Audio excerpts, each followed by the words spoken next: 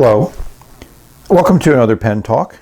Thanks for tuning in, and we're going to look at another, I would call it on the inexpensive pen category. I'm always looking for new and different types of pens. Enjoy looking at them from their construction, their design, and how they write.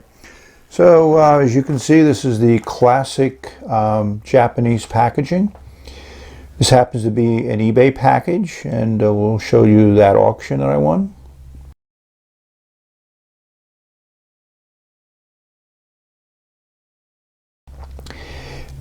This is, amazing again for the price, and it was very simply packed. A little bit of bubble wrap inside, and we look at the pen. Number one, the color really attracted me.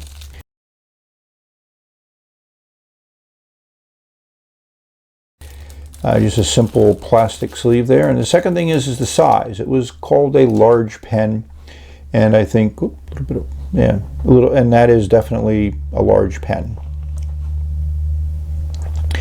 It's a Jinhao, as you can see. They have that classic logo, kind of like a chariot. They have some nice engravings around the cap band. It's a Jinhao 159, and I think it's extremely well made. Feels hefty in the hand. Classic cigar shape. With the metal bands here, the band at the cap, which is part of the clip assembly.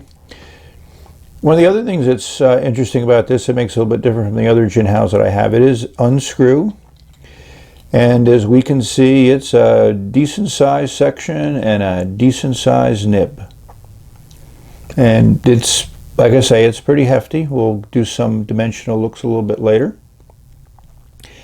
Classic Jinhao nib, there doesn't seem to be anything different about it. A little bit more ornate than some of the other ones that I've had.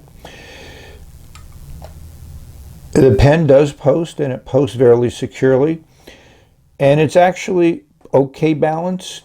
I kind of feel I will write with this unposted. I think, it is, the cap might be half the weight. So while we're talking about weight, why don't we take a quick look at that.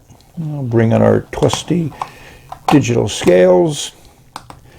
We'll turn them on, let it equilibrate. Let's take a look at the full weight of the pen. Whoa, 49.3 grams. That's certainly on the heavy side. As we take off the cap and just weigh the cap, 18.6. So I thought the cap was more of a higher percentage of the weight, but it's not. So that's 30.9. So that's a decently hefty pen. So just to put things in perspective, there's a Jinhao 450. Classic one, that's 43. So even though the yellow one is substantially larger, it's still not that heavier. And we'll take a look at a more other classic pen, a Safari, and that's 17, which is on the light side. Let's do a few quick little measurements here, and we'll turn this off, save some batteries, put that aside. I love these digital calipers. They're very inexpensive. I bought like 20 batteries for $4 to keep it running. And if we take a look at the overall length, that's a pretty good size pen. Almost 140, a little bit over 148 millimeters. Press a little button, we convert that to inches, which is 5.83. We need to get that, that looked very good. If we take a look at the girth, we'll go back to millimeters since that's what most people use. The barrel's 15.9. If we up to the cap at 17.8. So that's, again, a hefty size pen. And I also take a look at the section, 11.6 at the narrow part. If we slide it up towards the threads, we get up to almost 14 millimeters. So again, hefty pen, good size pen. I have cleaned this. I do my normal flushing. So before we ink it, let's just put it in perspective of some of the other pens that I've talked about and looked at. I'm certain you'll recognize some of these, and we'll take a look at them. So obviously it is quite a bit larger than the X450. This is, you know, this was a Mont Blanc 149. This is like a 142, not even a 146. You know, even it even dwarfs the Safari. And this is the Safari knockoff that Jinhao has done, the 599, which I've done a review on.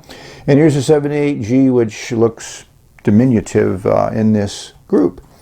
So let's take a quick look at the size of the nibs. And again, there's your classic Jinhao pull-off cap.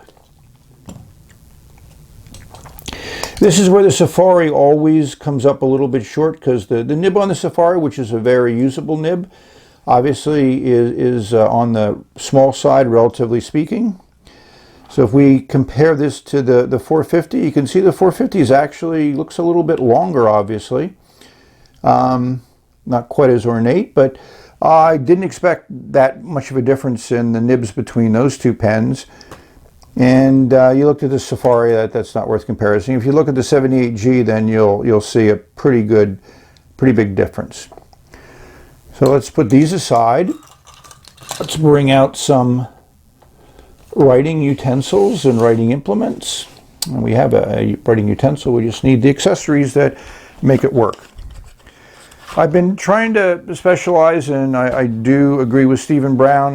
Let's specialize on a nice ink that probably everybody has access to and is considered to be a very benign ink, good flow, you know, all those things that you want an ink to do. You know, it's just an unscrew with a barrel, and as you can see, it's the standard Jinhao piston converter. Nice metal part of the section here, and I think the section might all be metal, and this is kind of like a plastic, maybe a coating or whatever that they put in there. Obviously very strong, and as we take a look inside the cap, we also see metal threads inside there. So this is you know, substantially well-made pen. You know, we're just going to dip it here and draw up the piston. I'm not working on getting a full fill. Obviously we might do that a few times, but that's a decent fill for just the first time. And I've used a lot of this ink, so it might be a little bit low in the bottle. We'll clean off the nib. Yeah, I wasn't all the way down on the section on that, so that's a pretty good fill considering I wasn't all the way into the ink. And this is the first time I've touched nib to paper, so let's see how this works.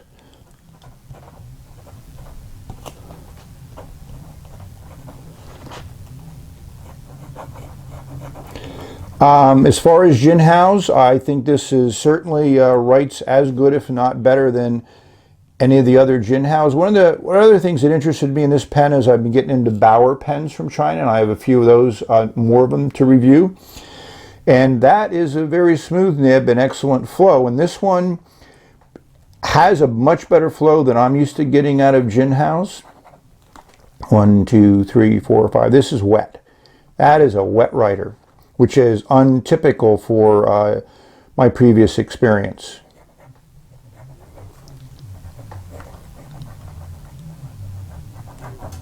And that's a decent line. That's certainly a medium.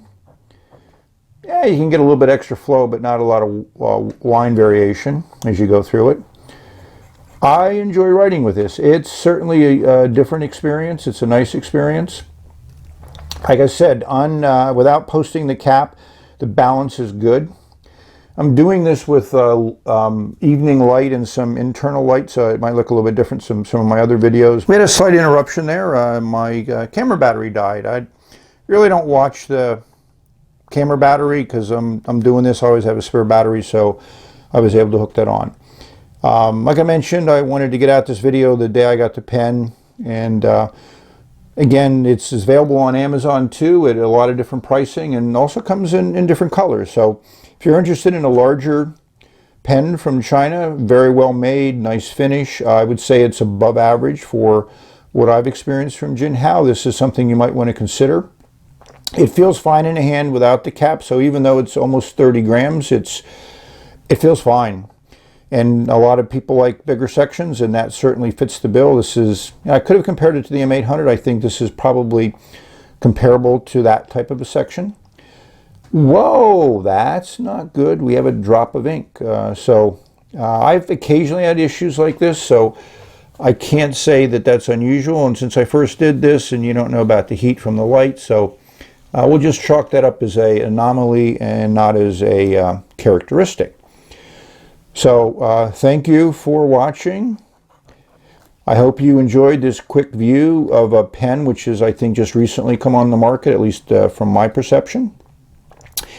And may this be entertaining. And what I would hope is you have many writing experiences and that you have lots of pleasure from them and enjoy them thoroughly. So we will sign off. Ciao.